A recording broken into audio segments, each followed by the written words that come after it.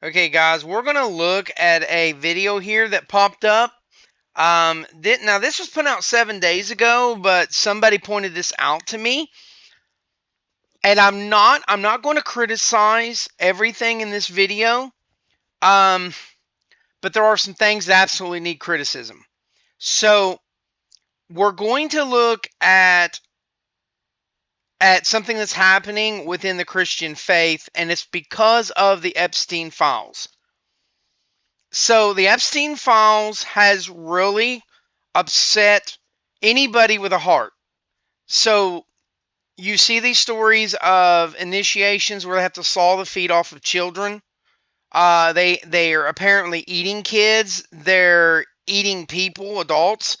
Um, there's a word that's used all throughout the Epstein Files. It's clearly a code word, and that word is jerky. And there's plenty of areas where somebody is asking Epstein if he's got his jerky ready for today. The amount of times that they say anything about jerky is astounding. It's absolutely astounding. You can tell it's a code word. Um, they talk about things that don't make sense when you're talking about jerky, such as they talk about having to refrigerate it. They talk about having to make sure that it's in at least 30 degrees. So that you know, 30 degrees would be freezing. So you're talking about something that needs to be in the freezer, not the refrigerator, but the freezer. Um, the Epstein files are disgusting. And a lot of atheists have said, okay, well, maybe when God said to the Israelites that he's going to bash the children against the rocks the way that they bashed Israel's children against the rocks, well, maybe God isn't so bad after all. So if you don't know the story of the Amalek, the Amalekians, okay, and they mispronounce it in this. They say they mispronounce it, but it doesn't matter. Um, Amalek is many things. It is literally a genealogy of evil people that are in every life reincarnated to do pure evil. Okay, that's basically what they are. So when you have a mother or a father who is Amalek and they have a baby, that baby is going to be pure evil. That baby's going to outsmart people. That baby's going to be a supervillain. That baby's going to destroy the world. In fact, in Talmud and in other places, there is a list of the different types of Erev Rav, and the Amalek being reincarnated constantly is brought up. For those that do not know, okay, let me explain something about Amalek.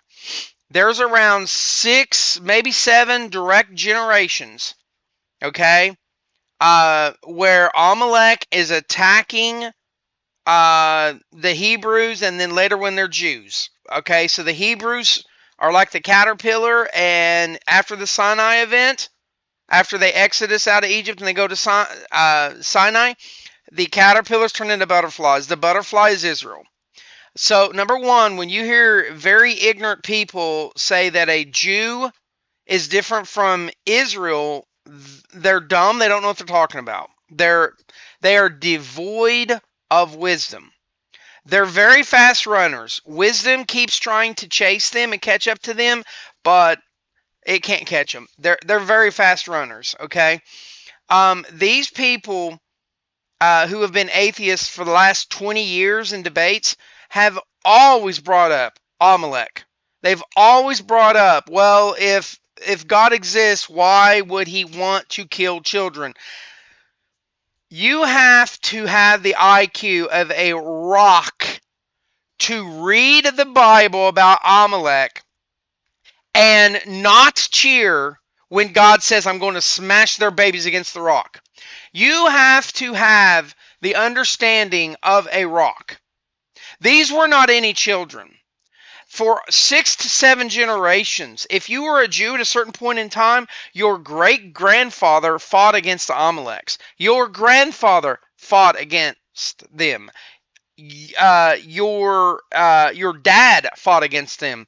You are fighting against them. Your child is being trained to fight against them. That's 5 generations right there.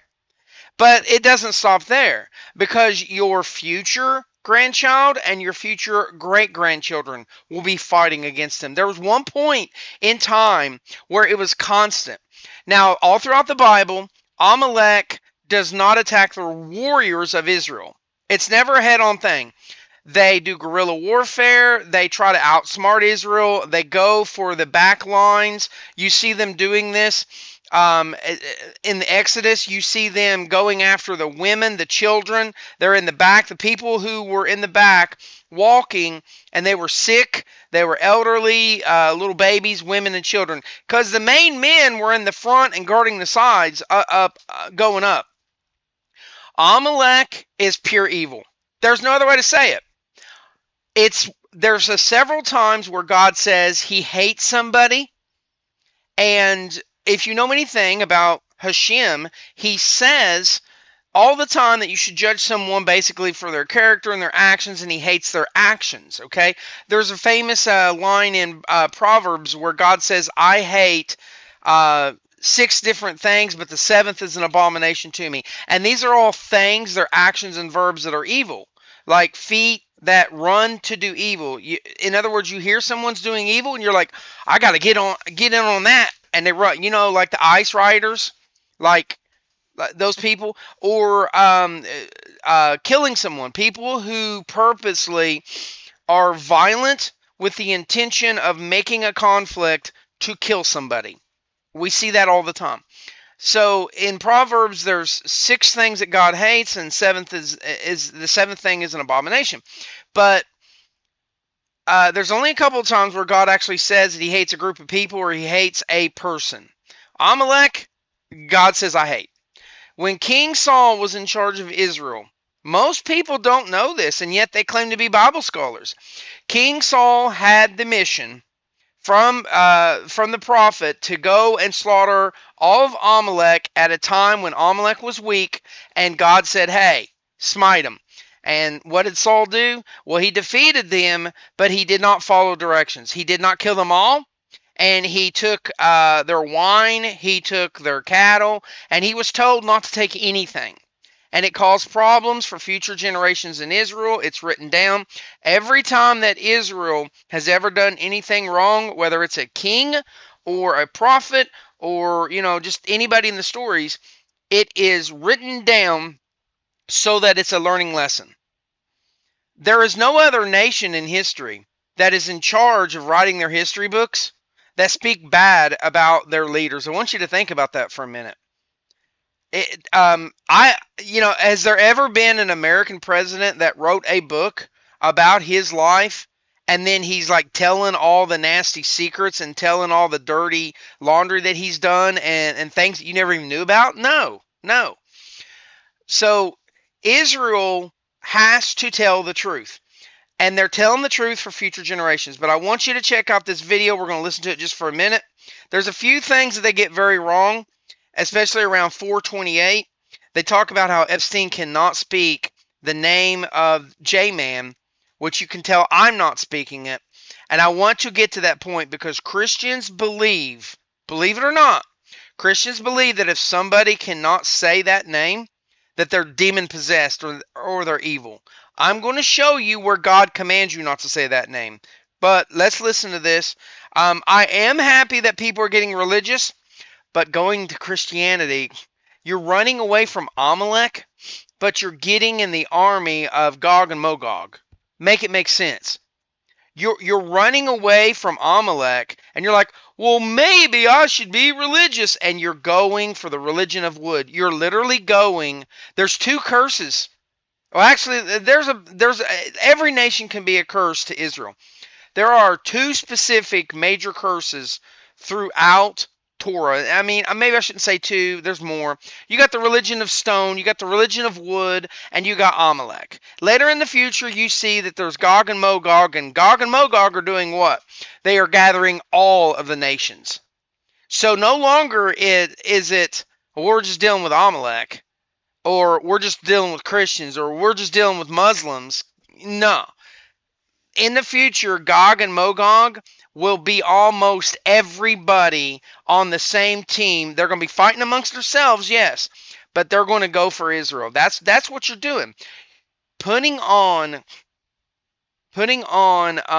your war boots because of Epstein, I don't have a problem with it. But you're literally saying I don't want nothing to do with Amalek's war boots. I'm not going to support Epstein's cult, but these people are literally saying that they are going to support a worse scenario. A worse scenario than what's Epstein right now. And that is they are putting on the boots for Gog and Mogog. But let's keep watching.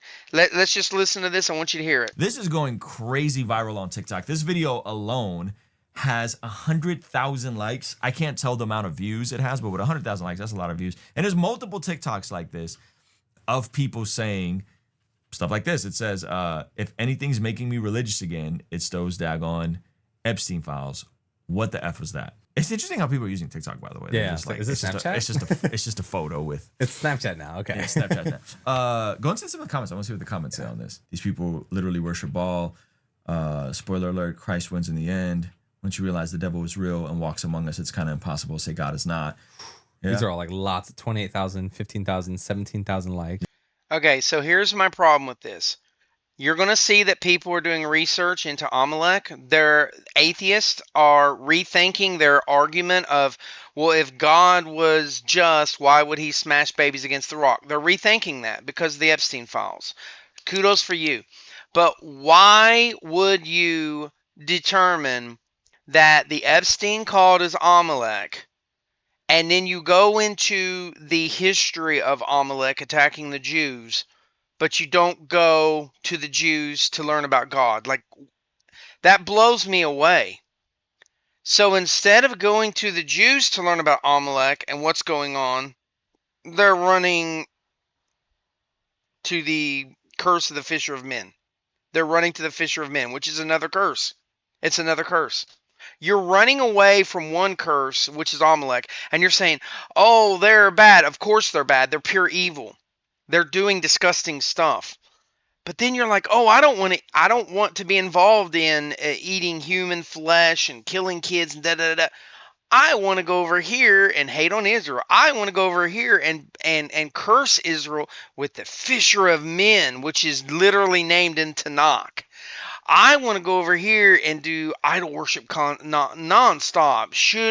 You got shuta, well, it's shidduch.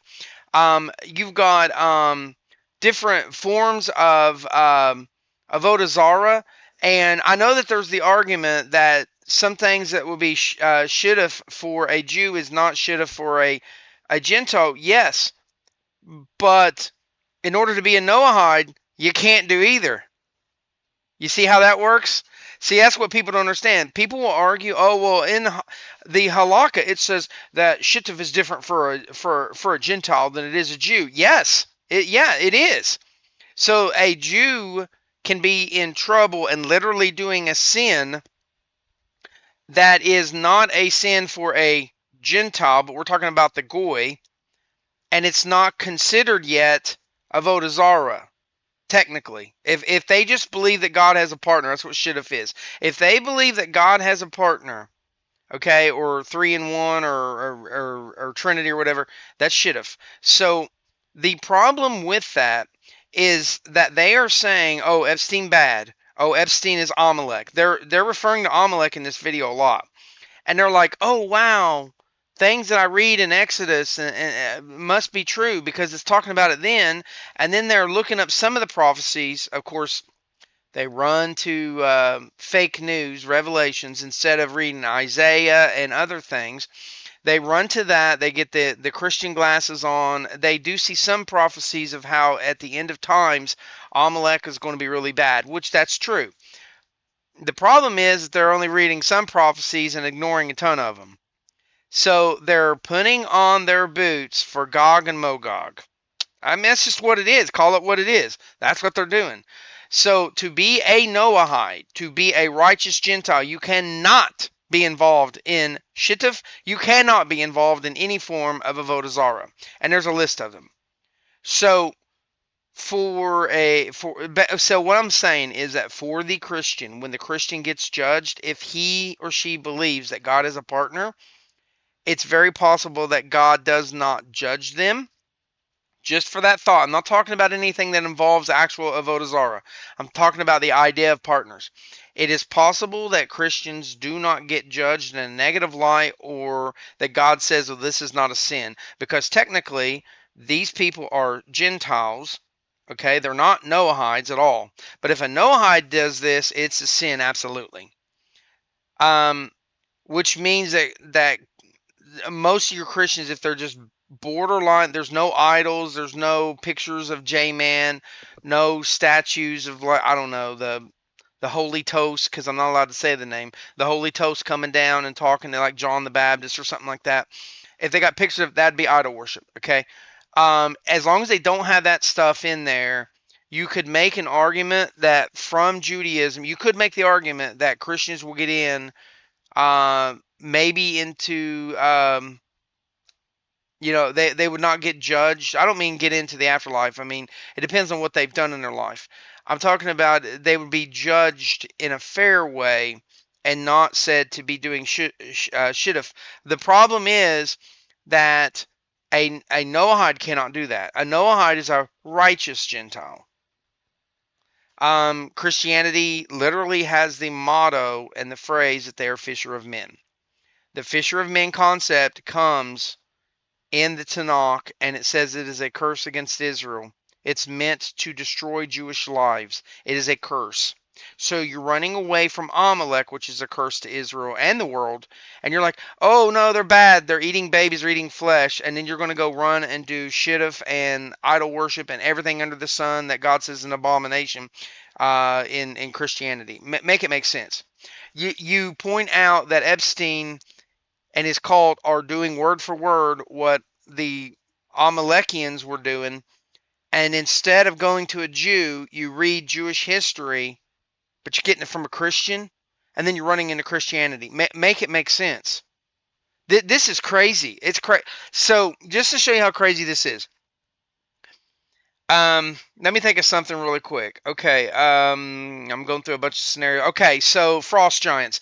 If frost giants were real, you know who'd be screaming at the world, "We told you so"? It'd be the Vikings. So imagine if frost giants were real and they were described in a lot of the Norse and Viking legends, and people were like, they got it right. Okay, so imagine there's epic poems and all kinds of things from the Viking lore about these frost giants. Why would you ever say, oh no, there's frost giants? They're real. The Vikings got them right. Let's go see what the Chinese are doing about it. Make it make sense, guys. Yeah. Crazy. People asking, why would God allow this to happen? We are not in heaven yet. Yeah, I mean, this is really interesting that this is where we are. Okay, go to the other one. Yep. And then this one is one's amazing. crazy. Okay. So this says, see how both Christians and non-Christians say the Epstein Files helped them realize why Old Testament God did what he did to so many. Okay, so saying the old and then that word, I'm going to say myth. It's a myth. It's anti-Semitic to Jewish people. There's no such thing as the old or the new. There's no such thing. It tells you all throughout the Tanakh, which is the holy book of Judaism, that this is eternal. It's forever. There is no old and new. Now, there is an old covenant and a new covenant. Yes, the new covenant is clearly not here. It's described all through Ezekiel. It's described word for word. But Christians are like, duh, we live in the New Testament today. No, you don't. There's murder. The fact that the Epstein cult was doing what they're doing proves that this is not the new covenant. Make it make sense. Every time that the covenant that is new is described in the Tanakh, it doesn't make sense for today at all. It says that there will not be death. It says that everybody will know that God is real. We got people today that argue about who God is or isn't, and some people think that there's a monkey god or a stone god or a wood god or, whatever. Like, hello, it says that death will be removed, war will stop, murder will stop, humanity will, have an event that's the resurrection, and you will live through the resurrection. You will know it's true. That hasn't happened. Why would you? So, like, I don't comprehend it. People who are non-religious run to the book and they're like, it's fairy tales. What you're seeing fairy tales come true today. You're comparing Amalek to Jeffrey Epstein. Most of the atheists were like, was technology advanced, we would never do these things that the prophecies are for. And then you find out that people are doing the things that prophecy foretold. But instead of going to the Jewish people in the Jewish history to read about the villains who are Amalek, people are like, oh yeah, the Jews got it right. Yeah, this is Amalek. This sounds like Epstein. Oh, the prophecies must be true. Amalek is on the rise. And then you go join Christianity. Like, it makes no sense. People? That's crazy. 24,000 likes.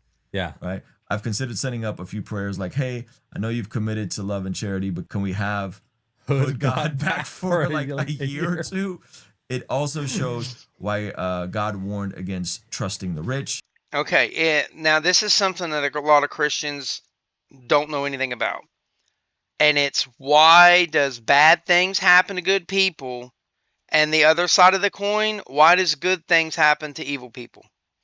If you follow Epstein, you can see that he is surrounded by luxuries. He's surrounded by social people. He's getting invited to parties. He's getting money handed to him left and right. He's involved in everything. Everything.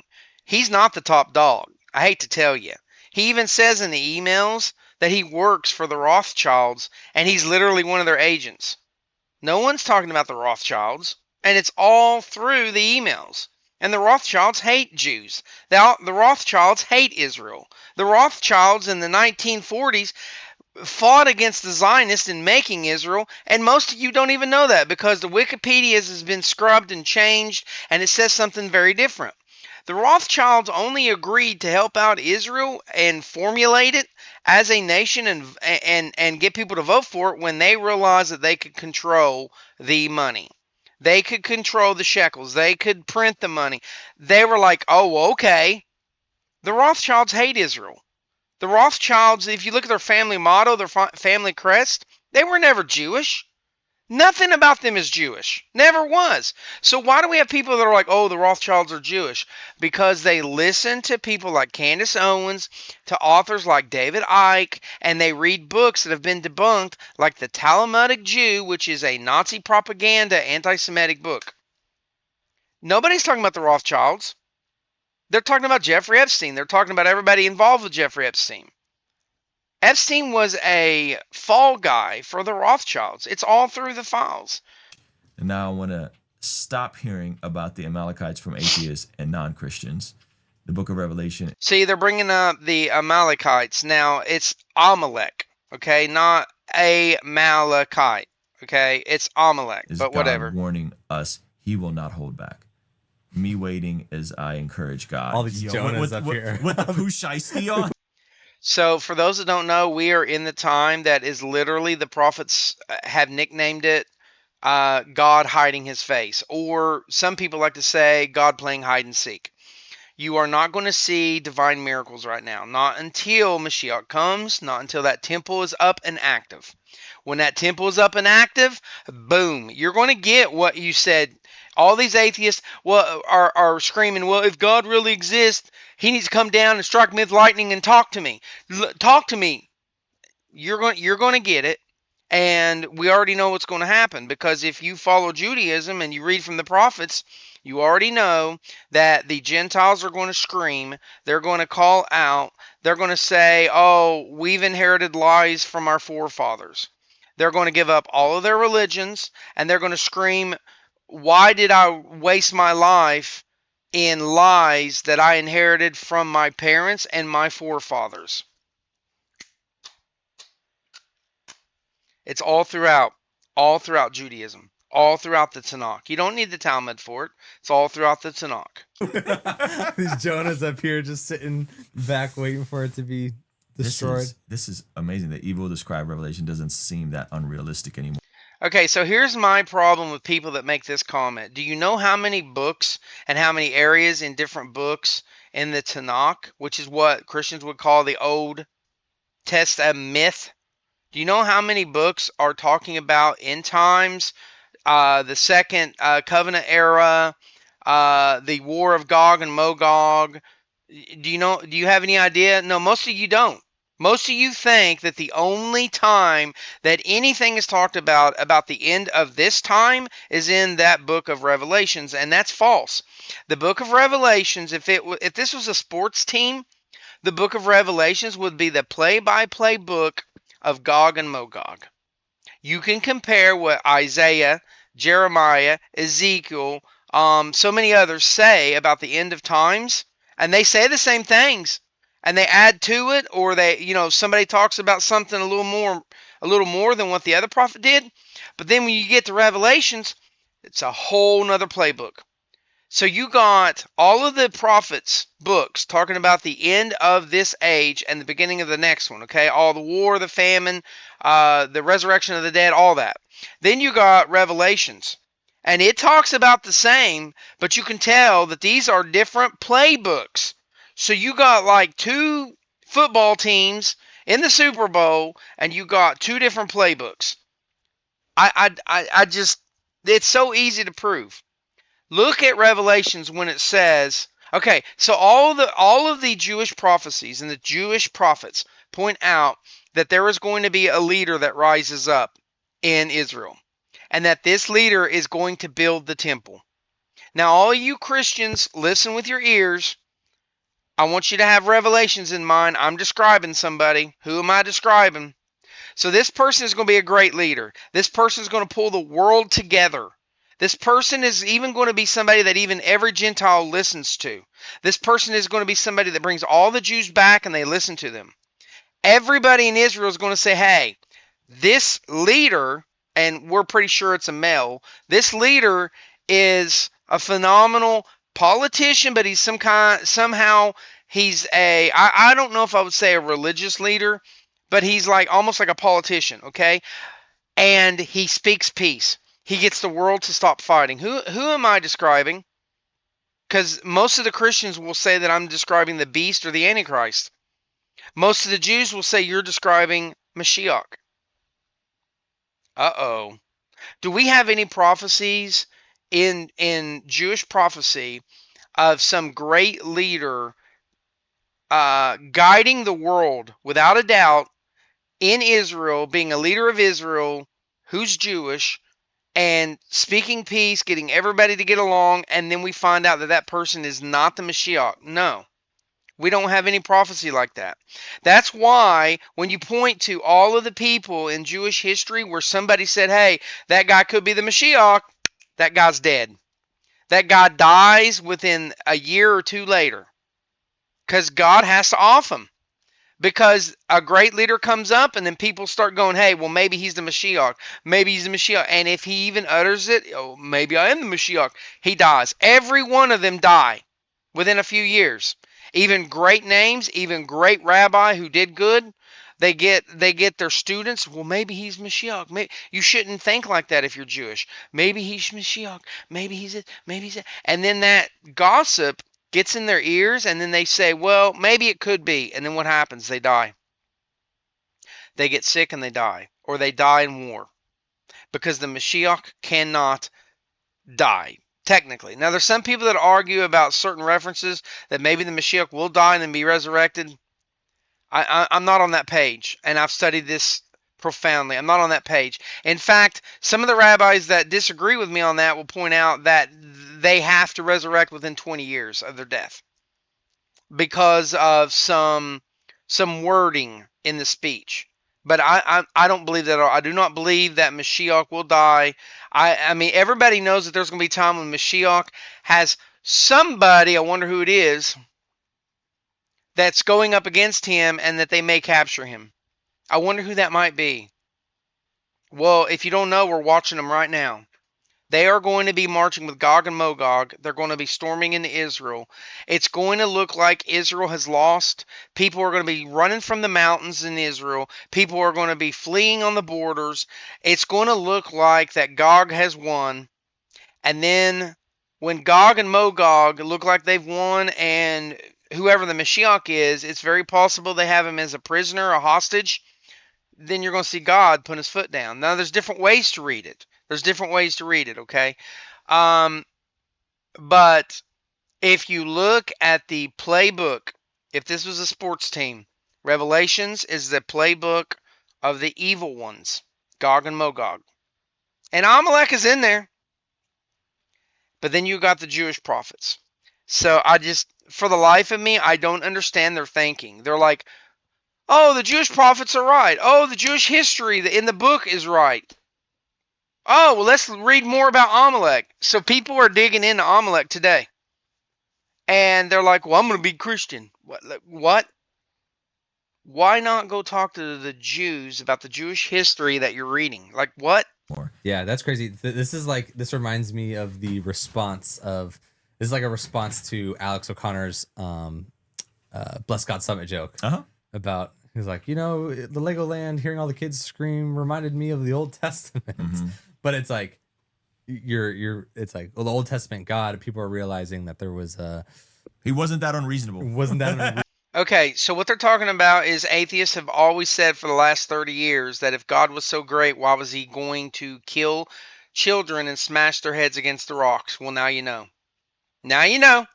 They were Amalek. Reasonable. There was really bad stuff. Really bad stuff. Okay, go to this. So just so you don't, okay, listen, guys, there is no human being that is Amalek today.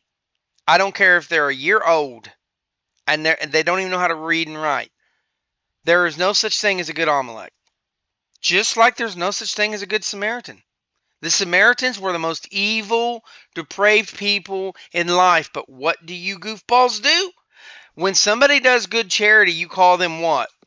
A good... I'm not even going to say that word. That phrase is super anti-Semitic and it's anti-biblical. 1,000%. There's no such thing as a good one. So Amalek has to die. I don't care if you see a school bus and it's all children. The mission that King Saul was given was never fulfilled, my friends, and that was to end all of them, wipe them out. Now, there's been some crazy people who have tried to say that the Amalekians have Neanderthal DNA, and that's really what this is about. I don't know. Okay?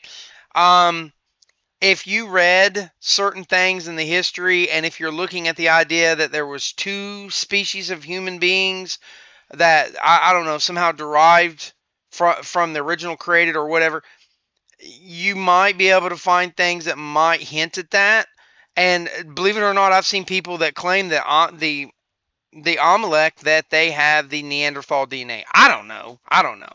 But we know, at least science claims it. Now, I'm not saying I agree with this, but we know that science claims that there was a point in human history where Neanderthals were eating other human beings that were not Neanderthals, the regular Homo sapiens, the human being, and that the Neanderthals were going to war with them. The Neanderthals were killing them and this and that somehow or another we outsmarted them, and we were smarter than them slightly, and we ended up killing them off, supposedly, according to science. Now, I'm not going down that rabbit hole. I'm not suggesting it's true. I don't know. I can definitely tell you that there are stories in Egypt and prior to Egypt of humans doing weird things and with animals and with people and making mutant variations of both and creating new life, if you will, okay? And today, we have that today. The Epstein Files talk about cloning. The Epstein Files talk about DNA, replication, cloning, all kinds of stuff. I'm just saying. Last one, kind of the same thing. Yeah, playing off the last one. Someone said, I'm giving up being atheist. I have to believe there's hell for these people. Underneath the picture of the pacifier email, honestly say, I don't even want to get into the pacifier email Darkness. Okay, so if you're an atheist, I'm glad that you see and you realize if there's so much evil in the world, there has to be good. I'm glad. But why would you go study who Amalek is in the Jewish history, the Jewish books? Those are not Christian books. And then you're like, oh yeah, the Epstein cult is Amalek. Yeah, they are. And then you're like, I'm gonna go join Christianity. Like, it makes no sense, guys. So there's one more thing on here I want to show, and he says it around 4 something. Let me get to it. I thought he was a carpenter. Okay, yeah, right here. Epstein himself couldn't say the name of Jesus or acknowledge him. And if there's any connection to that, and is it... All right, we need to have a talk. Christians think that if someone cannot say the J name, okay, that they must be possessed. I'm going to get into that here in a minute. I'm going to show you references from the Torah. It's a law from God to not honor that any name of any deity. Do not honor them. Okay. Now, the only difference is that if you're using the word, and I'm going to say it one time because there's halakha that allows me to say it when people don't know what I'm talking about, but it's generally for one time. If you don't understand why some Jews will say Jesus and some will not, let me explain for you. The word Jesus, okay, is a name by many people. So that's number one. Number two, in the Latino colonies, they spell it the same way, but it's Jesus. Now, Jesus is how a lot of the Greeks pronounced it. So there is arguments that because so many human beings are named after this person, that therefore you don't know if you're actually speaking about a deity or not, or a claimed deity, we should say, that you don't have to not say it, basically. The problem with this is, where does all of these women and these men who named their child Jesus or Jesus, who are they naming them after? I mean, there's so much nonsense in the world today. I choose not to say it, except for the way that I just did to tell you who I'm talking about. So I will often in debates, instead of saying, I'll say it one more time and that's it. Instead of saying the name Jesus, I will say other names like Hebus Jebus, the Latter-day Lich. What am I doing when I'm fulfilling multiple halakha and rules? Number one, I'm not honoring it. Number two, I'm not saying it. Number three, I'm dishonoring it. I'm disrespecting it. So when you disrespect other foreign gods, it makes sure that the one God is not jealous and mad at you. Okay? We don't speak the names, but I want to play this clip and then I'm going to show you why Jews do not say that name generally. Now you will get some Orthodox Jews that do say it all the time. I mean, I don't know why they do it.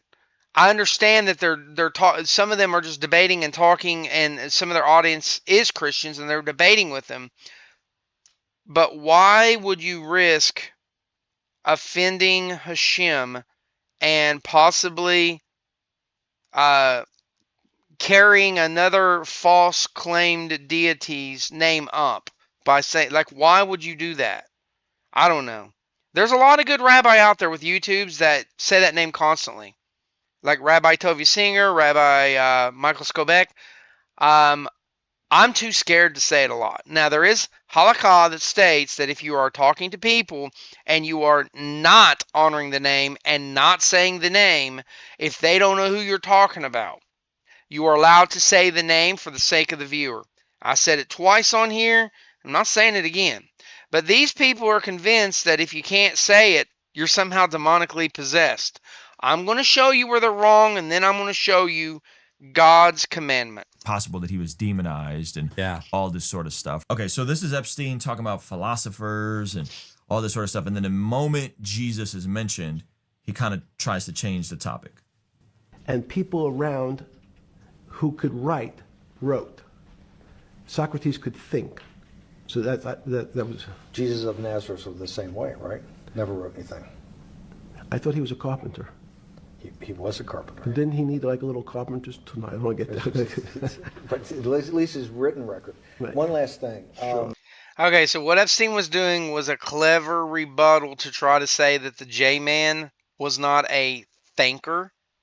See, he's trying to say that if you don't write, because I saw the whole interview, he says that by writing it narrows down your views into like a systematic way of thinking, and it doesn't let your brain just go wherever. I think it's nonsense. Okay. Jeffrey Epstein was smart, but he's also a complete bullshitter. He lied all the time. He was known for taking pictures with somebody famous, never met him, shake their hand, take a picture with him, and then he'd tell his whole circle, oh, I know that guy. Yeah, we go way back. And then he wouldn't push it any further, and then everybody thinks he knows this guy. So what happens is, those people, when they get around that guy, they talk really good about Jeffrey Epstein, and they start partying together. Now, I'm not talking about the illegal parties yet. They would have normal parties. They would just go do normal stuff. And eventually, if they got in deep with him, then they go to the, to the sick stuff. Okay? So what he's doing is he's trying to cleverly make out like J-Man wasn't a thinker, not somebody to listen to. So many people could have said this. Atheists could have said this. Buddhists could have said this. Even though Jeffrey Epstein said it, it's crazy that Christians think that demonic people can't say that name. Because Jeffrey talks about him constantly and belittles him. I mean, he's just belittling him here. He's changing the subject. He doesn't want the subject to be about the J-Man. He wants the subject to be about him and how he's the smartest guy in the room. If you watch this interview, whoever's interviewing him is completely manipulated and really thinks that Jeffrey Epstein is the smartest human being on the face of the planet that understands more about finances and economy than anybody else. But if you listen to the Jeffrey Epstein explaining his jail cell phone calls and things like that, he uses metaphors to explain everything, but he doesn't explain it. He uses the human body and biological functions to explain the monetary system. And he tries to sound smart because he says, well, most human beings, when they're looking at the financial system, they think it's mechanical. They think it's robotic. They think it's like their car. And he basically says something along the lines, well, if your car engine is blown, I can repair a car later by putting an engine in it. But if a human being their heart is stopped, they die. If you're going to repair the heart and put it in, you better do it quick. You got to do it quick while they're alive. But with the car can die. The car can sit on a hill for 7 years, and then you can put an engine in it, and then you can clean it up and it'll work. So, did I say anything fancy? No. I literally repeated what Jeffrey Epstein did, and these people are so brain dead that they don't know what Dunning-Kruger effect is, and they listen to a metaphor and they're like, this guy's smart. This guy's comparing money to the human body and the flow of blood and things like that. He didn't say anything in any of the interviews that impressed me whatsoever. He literally used metaphors for everything, and because he used metaphors, people hear what they want to hear, not what he's saying, and then they're like, oh, Jeffrey Epstein's smart. He's so smart. Now, he is smart, but he didn't say anything about finances, stocks, the banking system in any of that interview, and I watched it was like 2 hours long. I watched it all. I wasn't impressed at all. Not even a smidget. But the guy that's interviewing with him was hook, line, and sinker. Jeffrey Epstein manipulated the tar out of this guy. Interesting, right? Wow. Yeah. So that other video, there's like a conspiracy video going around, right, and saying he wasn't able to say the name of Jesus, so he referenced to him as a carpenter, and that sort of thing. So that is a interesting downplay. Okay, so there's so many problems with this. Christians, if you think that someone who is not a Christian referencing the J-Man as a carpenter is offensive to you, ask yourself, do you reference other people's religions or politics and somebody in them as something else that they're not and offend them? And if the answer is yes, you might be a hypocrite. Okay, so this is just a goofy idea. Let's go over here. Let's get into some Torah. Let's get into some Torah. All right, so we got Exodus 23, and I believe it's is it 13? Yeah. Here we go, guys. Concerning all that I have said to you, you shall beware. There's a warning. And the name of the gods of others you shall not mention. It shall not be heard through your mouth. Now, just because the Hashem is saying the name of the other gods doesn't mean that there's actual other deities out there. There are no other deities.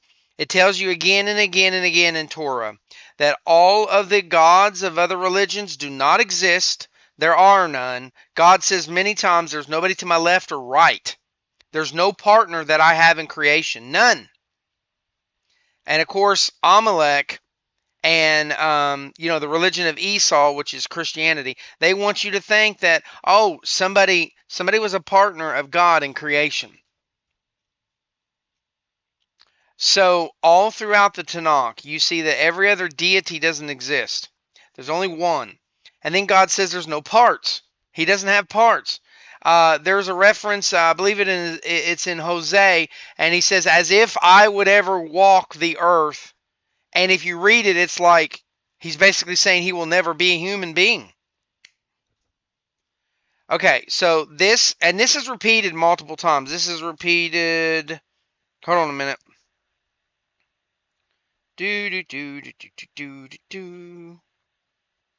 Okay, so it's repeated in Exodus 20, 1 through 8. You are to mock other gods.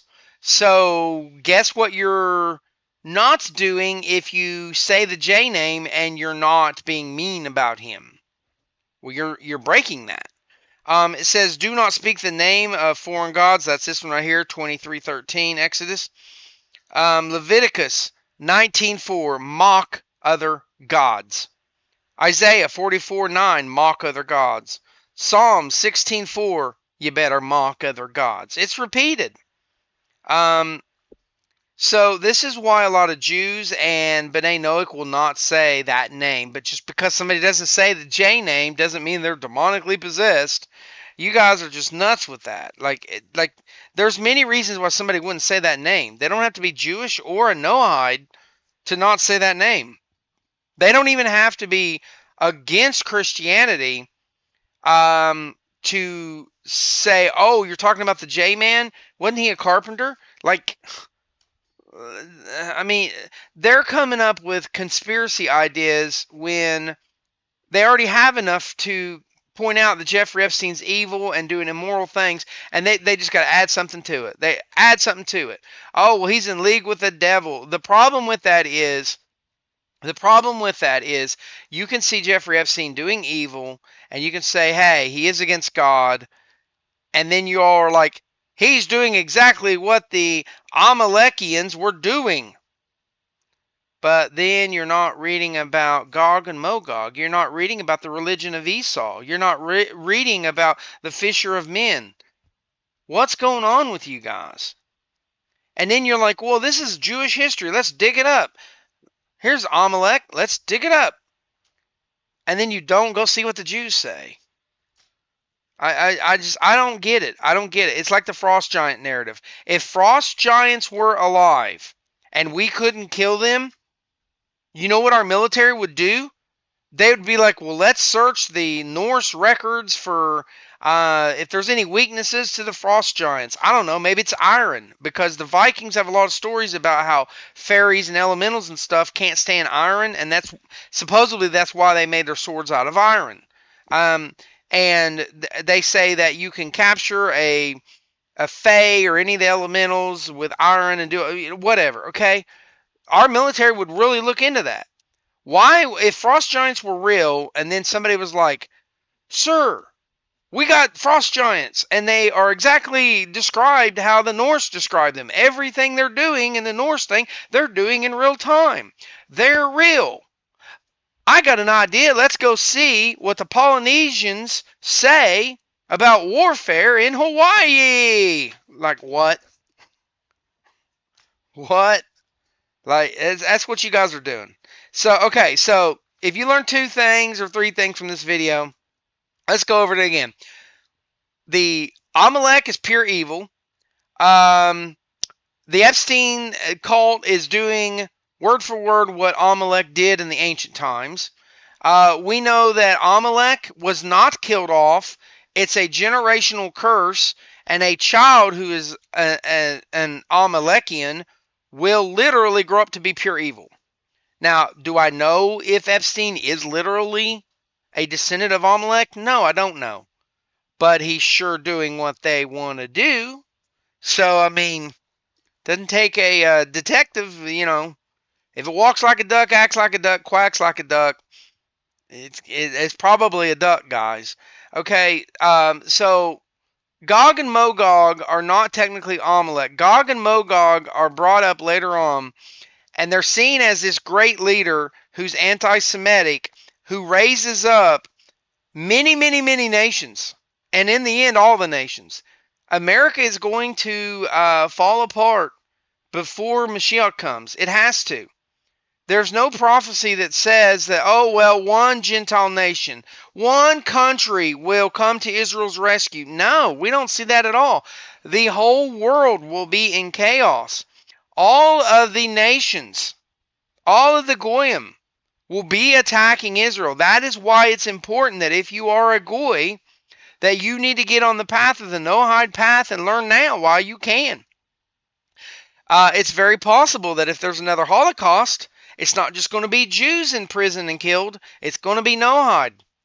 The Noahide can get away with doing things that Jews can't, especially in defense, in pushing and recruiting others, and things like that. The Noahides, in some cases, may just be a front line defense for Israel later. But we know that when Gog and Mogog attacks, it's going to look really bad on Israel for some time.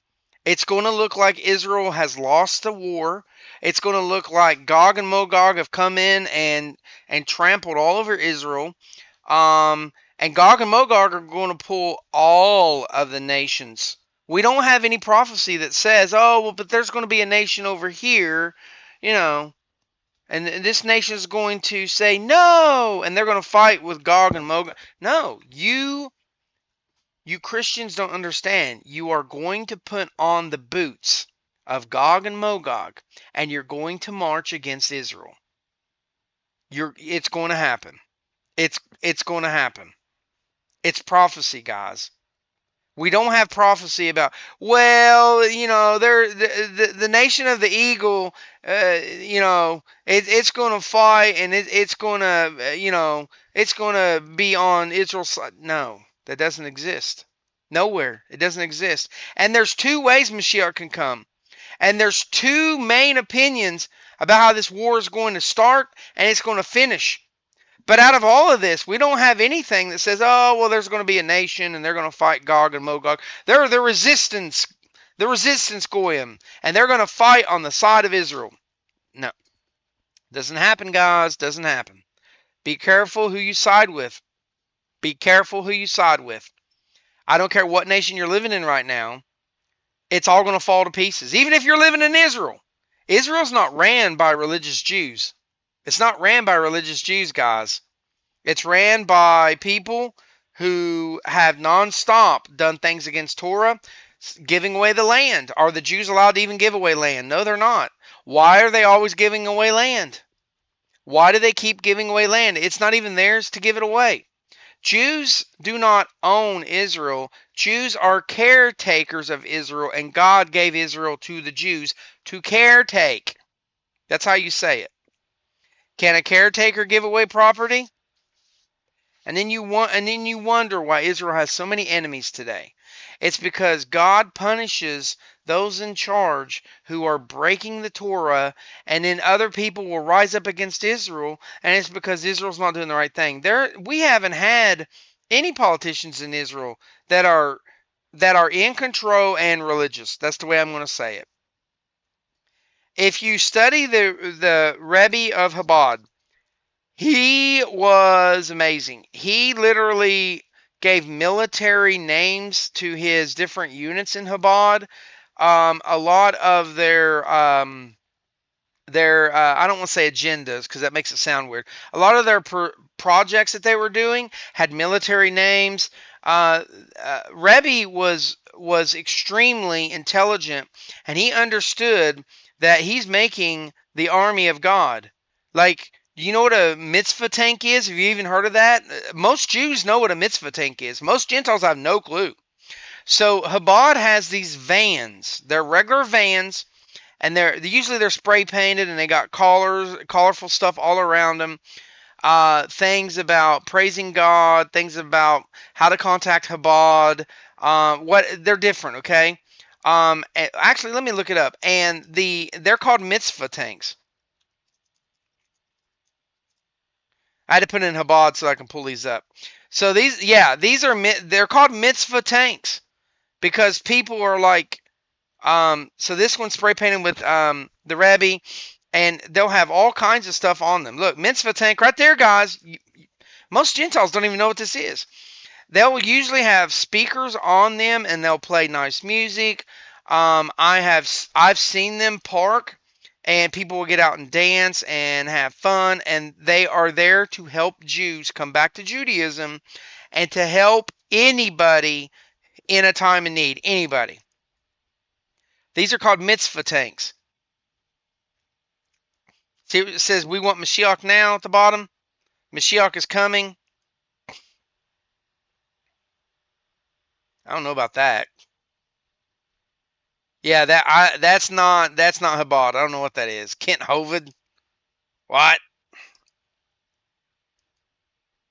So yeah, there's all these mitzvah tanks, and that's what these are. And so Chabad will travel around, and that's what they'll do. They'll go and spread joy. They will visit the sick. They will even give supplies. I've seen where they've dropped off books and supplies for rabbi who needed certain things, especially when a community is growing and they don't have an official shul yet, but they're using the rabbi's house as the shul and the learning place, or they don't have a mikvah. If they can help, they come and help. But anyway, I just wanted to point out that the Rebbe had a very military mind, but without all the violence. You know, you don't want to do violence. Religious Jews are not allowed to do violence except for in certain situations like self-defense. All right, well, guys, I just wanted to point this video out. If you're interested in watching this video, it's from Bless God Studios. I don't recommend watching it because it's all Christian propaganda, but I thought it was interesting enough to talk about. Okay, and it's called The New Batch of Files Has Everyone Rethinking Christianity. So they're basically talking about how many people are joining the Christian religion because of the Epstein Files. So in their mind, some good came out of this. Let me tell you something. No good can come out of anything that Amalek has done. Amalek also means confusion. Did you know that? Amalek is all about confusion. So you see the evils of the Epstein Files, and they've put a seed in those who have inherited lies and who are blind to Torah. And those people said, I don't want to be a part of this group. I'm going to go over here to this group. The problem is that this group and this group hate Israel and are going to attack Israel and have history of attacking Israel in the past, in the present, and absolutely in the future. So I don't care if you're on team 1 or team 2. You're going to be in Gog. You're going to be marching with Mogog. Absolutely. Get out of this one and go find Israel up here. Go find Israel, find an Orthodox rabbi, just talk to him. It doesn't have to be anything serious.